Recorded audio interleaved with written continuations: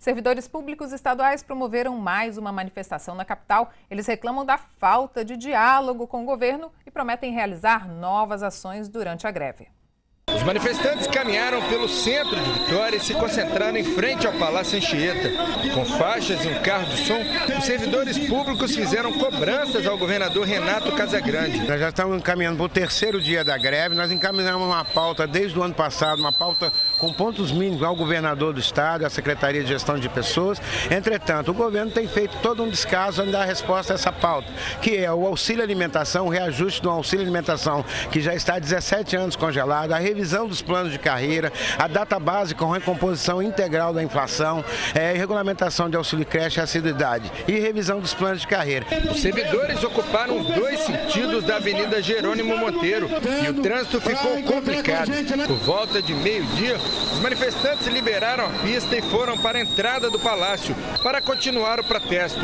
De acordo com o sindicato da categoria, a pressão sobre o governo estadual não tem previsão para acabar. A partir de hoje fizemos esse ato, essa grande caminhada. Amanhã vamos estar pensando um outro ato, sexta-feira um outro ato. Enfim, é um movimento em que a gente está buscando a adesão dos trabalhadores, porque é uma justa pauta que nós entendemos. Nós conversamos com a subsecretária estadual de Recursos Humanos, Sandra Helena Pelon, que informou que houve uma reunião com os servidores na última segunda-feira e que as reivindicações estão sendo analisadas. A subsecretária também disse que o governo mantém o equilíbrio e a prudência nas negociações para cumprir a lei de responsabilidade fiscal. E por conta da greve dos servidores estaduais, o Detran informou que todas as provas práticas e teóricas para obtenção da Carteira Nacional de Habilitação, a CNH, estão suspensas e serão remarcadas, sem nenhum prejuízo ao candidato. Aqueles que estão com o prazo para concluir o processo de habilitação vencendo também não serão prejudicados. O Detran vai prorrogar esse período enquanto durar o movimento de paralisação. O órgão informou ainda que os condutores também podem solicitar pela internet a emissão da CNH definitiva e a segunda via do documento sem precisar ir até a Ciretran. O site é o www.detran.es.gov.br. E esta semana o Brasil lembra os 50 anos do golpe militar de 64. A ditadura provocou morte, tortura e desaparecimento de milhares de pessoas. Este é o tema da nossa enquete. Os presidentes militares que governaram o Brasil durante a ditadura são homenageados até hoje em praças, ruas e avenidas por todo o país. Na sua opinião, os nomes destes lugares deveriam mudar? Sim ou não? Vote, dê a sua opinião. O site é o www.simnoticias.com.br.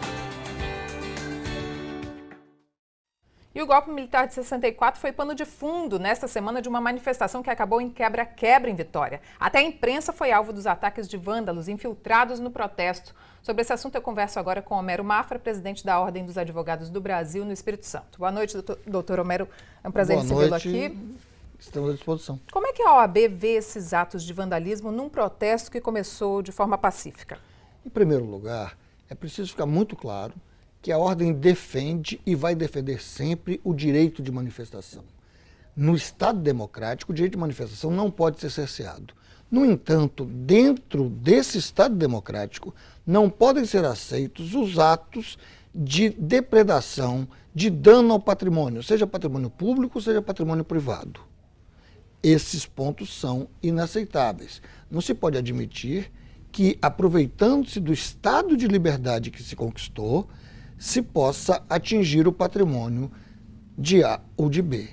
Essa situação é diferente, por exemplo, do período da ditadura, quando o direito à resistência era extremamente legítimo, porque você não tinha espaço para manifestação.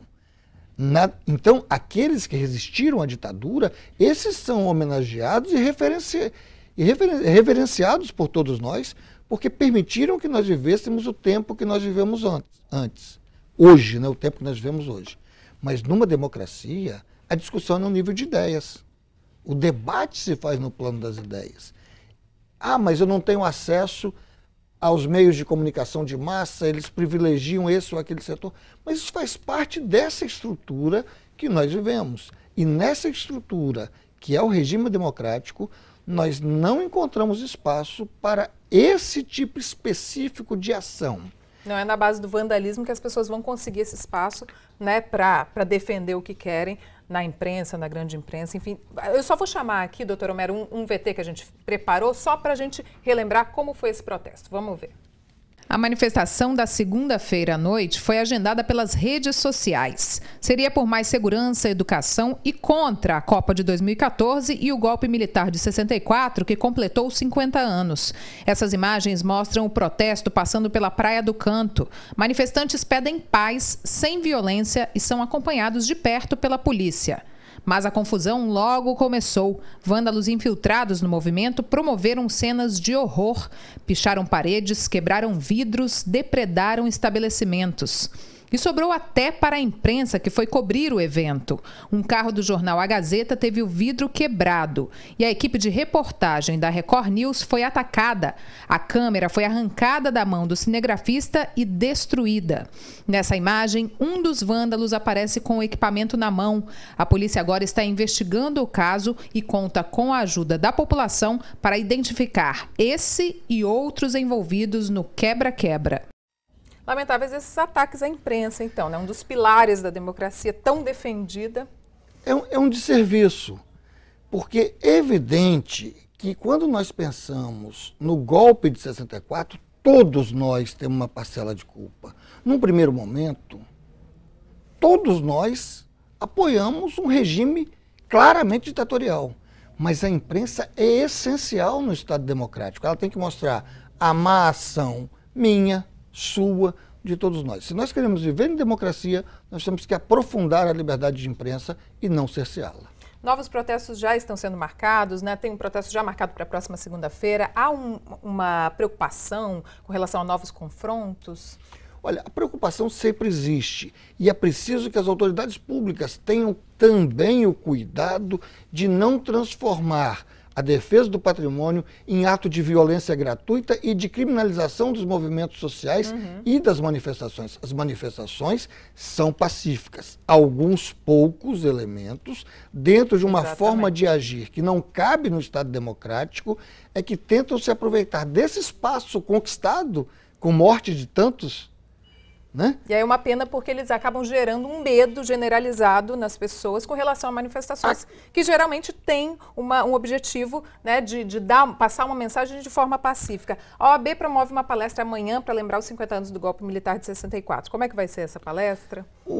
Nós vamos ter aqui o diretor da Comissão da Verdade. O que nós precisamos? Nós precisamos mostrar para esse país o que aconteceu. O Brasil precisa saber, é preciso que fique claro que durante a ditadura houve censura, houve corrupção, só que ela estava escondida, houve tortura que é inadmissível, houve morte e desaparecimento de pessoas. É preciso que o Brasil conheça a sua história e, conhecendo, não a repita. Onde e que horas vai ser essa palestra? 19 horas. Na sede da Ordem dos Advogados, 4º andar do edifício Ricamar, no centro de Vitória. Ok, doutor Homero, muito obrigada pela sua presença aqui. Uma boa noite para o senhor. Obrigado, boa noite. Estou à disposição. Obrigada. Veja a seguir, no Dia Mundial de Conscientização do Autismo, uma lição de amor e combate ao preconceito. Voltamos em instantes.